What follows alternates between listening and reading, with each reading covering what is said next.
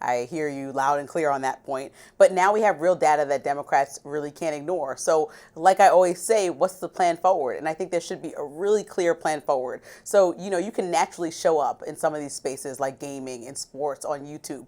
Show up and actually do the 3 hour interview with the people that we have in place right now. You don't need to find somebody to support you. Trump didn't seek out Joe Biden to support, Trump didn't seek out Joe Rogan to support him. He just went on the show and talked for 3 hours. Try that strategy, just showing up as yourself. People might actually like who you are. Focus on the kitchen table issues. So we can talk about, like you said, overtime pay, rent, family leave. They can start to take over those conversations that Trump started and never executed completely, right? We can start to take over some of these issues that require the people in our base that we're talking about, the young people that are affected in full, and see them through. I also think there's a big problem with communicating respect.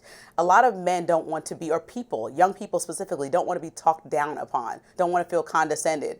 And so if we change the tone a little bit about how we're talking to people who maybe don't understand or don't fully grasp the social issue, maybe just break it down kindly and clearly, especially as an authoritative figure who's studied and spent time researching the communities that are most vulnerable or affected by some of the issues that Democrats are standing on, break that down in conversation. Like you and I talk about different things. I think people can take more away from that rather than talking to them and just always pointing fingers like we see.